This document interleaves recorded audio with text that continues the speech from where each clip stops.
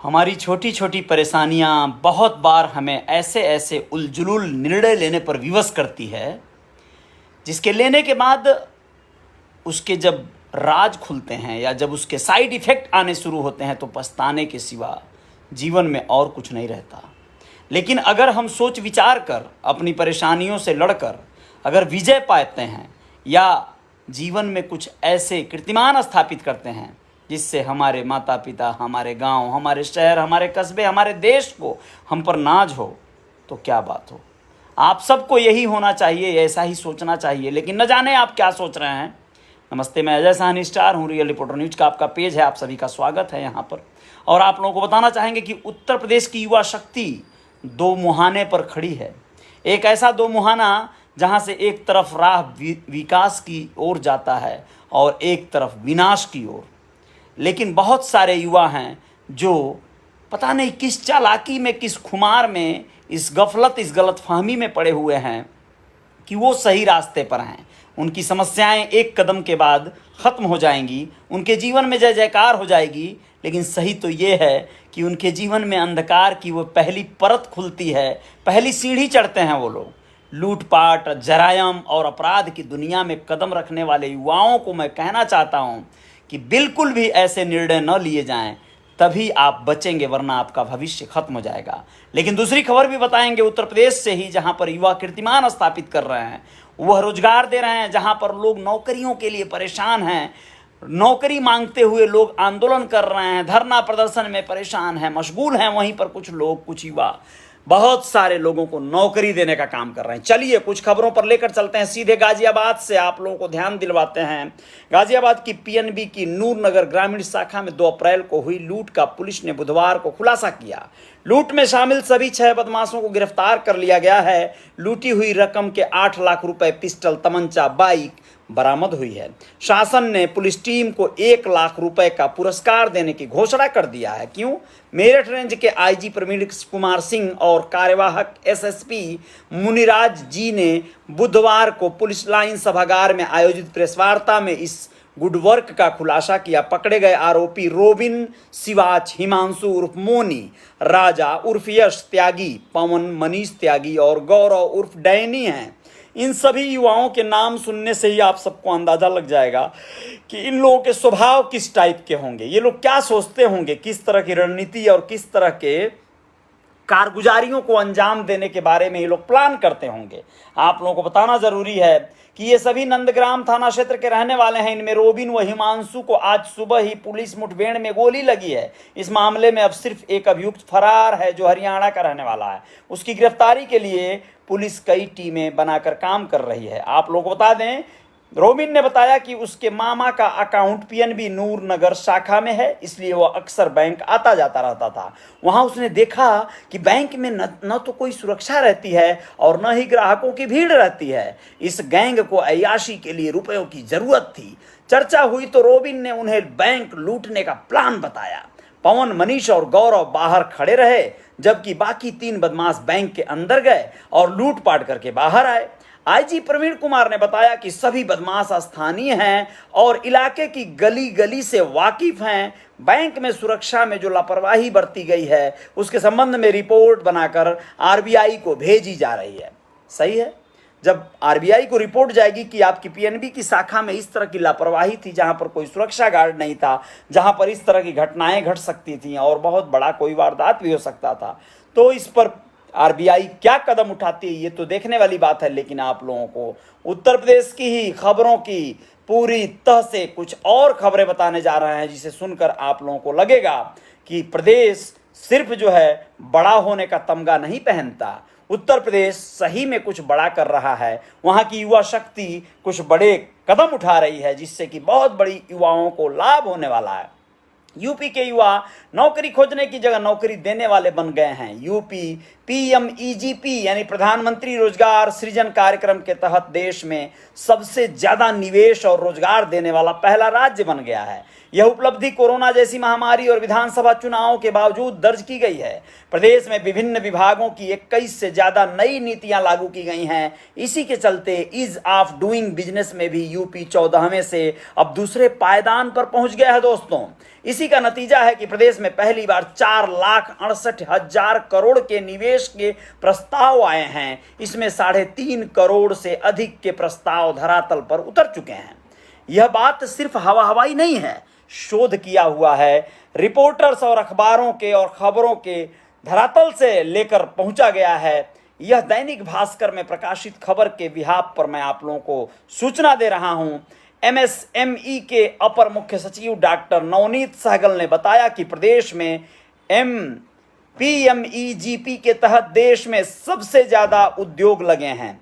PMEGP में वित्त वर्ष 2021-22 में 110% की वृद्धि हुई है। पिछले एक साल में 1464 करोड़ रुपए की पूंजी निवेश से 11,107 इकाइयां स्थापित हुई हैं। आप लोगों को बताएं कि जो लोग झोला लेकर अपने बाजार से घर तक का सिर्फ सफर करते हैं, साग सब्जी पेट्रोल भराने से लेकर चिचियाना चिल्लाना लगाए रखते हैं और उनका रोजगार का कोई गांव से कोई ताल्लुकात नहीं है, खेती नहीं करते वो, और उनको कोई नौकरी चाकरी गांव में नहीं करना है, ऐसे तमाम लोग जो है जो इस प्रदेश की इकाइयों से या बिजनेस व्यवसाय से कोई सरोकार नहीं रखते हैं, वह लोग ज़्यादा शोर शराबा करते हैं कि भैया क्या किया है सरकार ने, क्या नहीं किया है। लेकिन बहुत सारे लोगों के जीवन पर इसका असर पड़ता है, महिलाओं पर, ऐसे युवाओं पर जो लोग गांवों में रोजगार परक जो है अपनी सोच के तहत कार्य करते हैं। प्रत्यक्ष और अप्रत्यक्ष रूप से 96,000 से अधिक लोगों को रोजगार मिला है। अब आप लोगों को बताएं कि ये कोई ऐसा आंकड़ा नहीं है राजनीतिक वाला कि हम भाजपा के सपोर्ट में ये बात बोल रहे हैं, यह एक लीगल आंकड़ा है। पीएमईजीपी में राष्ट्रीय स्तर पर सभी राज्यों ने 91% उपलब्धि दर्ज कराई है। राष्ट्रीय स्तर पर 2,867 करोड़ लक्ष्य के सापेक्ष 2,603 करोड़ रुपए की ही पूर्ति हुई है, जबकि प्रदेश में 110% की उपलब्धि दर्ज की गई है। प्रदेश में यानी उत्तर प्रदेश में खादी और ग्रामोद्योग बोर्ड ने 110 करोड़ के सापेक्ष 148 करोड़, जिला उद्योग केंद्र ने 146 करोड़ के सापेक्ष में 165 करोड़ और खादी ग्रामोद्योग आयोग ने 77 करोड़ के सापेक्ष 51 करोड़ रुपए की उपलब्धि दर्ज कराई है। दोस्तों, ये सब उद्योग हैं, ये सब गांवों में बसने वाले, छोटे छोटे कस्बों में, शहरों में बसने वाले उद्योग हैं। उत्तर प्रदेश खादी और ग्रामोद्योग बोर्ड, जिला उद्योग केंद्र, खादी और ग्रामोद्योग आयोग ने मिलकर इकाइयों को करीब 366 करोड़ रुपए सब्सिडी के रूप में दिए हैं, जबकि लक्ष्य 334 करोड़ रुपए ही निर्धारित था, जबकि उससे ज्यादा दे दिया गया। केंद्र सरकार की ओर से सभी राज्यों को पीएमईजीपी में दिए गए लक्ष्य की पूर्ति न कर पाने वाले राज्यों को जो पैसे बचे उसे प्रदेश सरकार ने यूपी में उपयोग किया है। दूसरे राज्यों के पैसों से प्रदेश में लक्ष्य से अधिक लोगों को लाभान्वित किया गया है।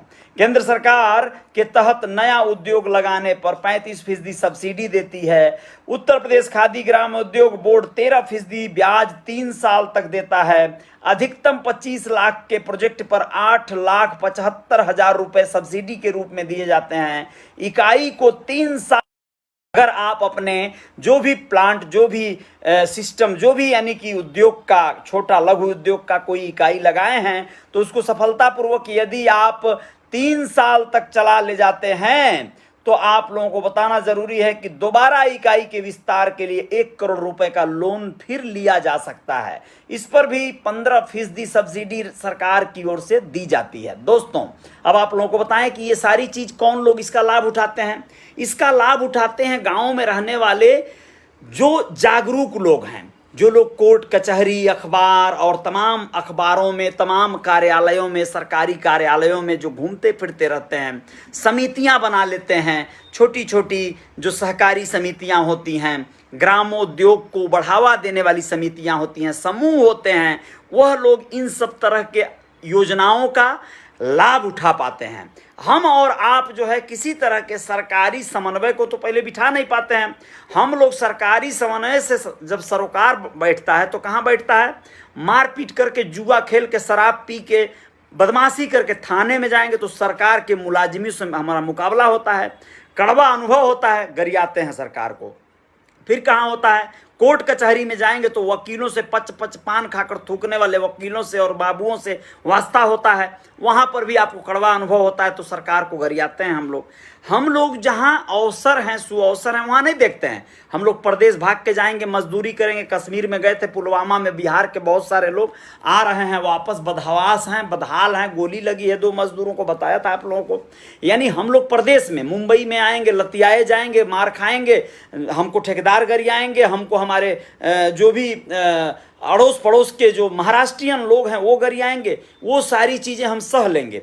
लेकिन अपने गांव में अपने पटदार का, अपने भाई दयाद का एक ठो बोली नहीं सहेंगे, अपने भौजाई से मार करने में जरा भी पीछे नहीं रहेंगे। ऐसे परिस्थितियों में रहने वाले लोग, समन्वय बिठाकर चलने वाले लोग, महिलाओं का समूह बनाकर ईमानदारी और इज्जत से काम करने वाले लोग गाँवों में सरकारी योजनाओं का लाभ ले पाते हैं। चलिए, बहुत बहुत धन्यवाद, बहुत बहुत शुक्रिया, आप लोगों ने इतने देर तक मुझे बर्दाश्त किया।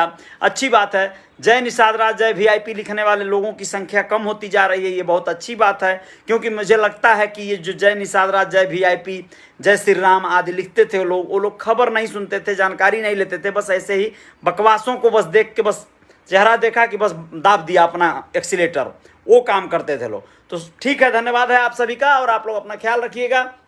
गुड इवनिंग दिनेश कुमार निषाद, शुक्रिया। राहुल साहनी, बहुत बहुत धन्यवाद आपका। प्रेमचंद साहनी, बहुत बहुत धन्यवाद। और जय जयकार तो जारी रहेगी दिनेश जी, बहुत बहुत शुक्रिया। उदेश कुमार जी, बहुत बहुत शुक्रिया आपका, धन्यवाद। संदीप निषाद, शुक्रिया, आभार। संतोष निषाद जी, बहुत बहुत धन्यवाद आपका, बहुत बहुत आभार। उमाशंकर केवट जी, आभार आपका, जय हो, धन्यवाद, बहुत बहुत धन्यवाद आपका। कयूम अंसारी, शुक्रिया। दिनेश कुमार निषाद, शुक्रिया। दीपक सुरजुसे, बहुत बहुत शुक्रिया आपका। धर्मेंद्र ठाकुर जी, आभार आपका। हरि गोविंद निषाद जी, धन्यवाद, आभार, बहुत बहुत धन्यवाद। और वशिष्ठ सहानी, शुक्रिया आपका, बहुत बहुत धन्यवाद। हरि गोविंद जी कह रहे हैं कि भैया मोबाइल नंबर दीजिए, एक मुबारकपुर आजमगढ़ की घटना के बारे में बात करनी है। मोबाइल नंबर आप पेज खोलेंगे तो मिल जाएगा, 99 36 16 97 72, ये मोबाइल नंबर है, बतिया लीजिएगा और बताइएगा क्या घटना है, लेकिन सही जानकारी दीजिएगा, गलत जानकारी और पक्षपात वाली बातें न करिएगा। पक्षपात आदि से बहुत अलग जो है दिशा में अब कदम बढ़ चुके हैं। जो गलत होगा उसे गलत कहने में कोई गुरेज नहीं किया जाएगा, चाहे वो कोई भी हो, चाहे वो छोटी जाति का हो, बड़ी जाति का हो, बड़का रसूखदार तुर्रम हो, और चाहे कोई दलिद्दर हो, लेकिन जो सही बात हो वो बताइएगा आप लोग। बहुत बहुत धन्यवाद, उसका साक्ष्य भी कोशिश करिएगा देने का। पवन साहनी, बहुत बहुत धन्यवाद, मैं बहुत अच्छा हूँ, धन्यवाद इसके लिए। मनोज प्रसाद जी, शुक्रिया आपका, धन्यवाद। राकेश निषाद जी, आभार। रवि राज, बहुत बहुत शुक्रिया, लव यू टू। पवन भाई, बहुत बहुत धन्यवाद आपका, शुक्रिया। सभी लोगों का बहुत बहुत अभिनंदन करता हूँ, धन्यवाद देता हूँ, और कुछ खबरों के साथ हाजिर होंगे, कोशिश यही रहेगी। जय जयकार जारी रहेगी।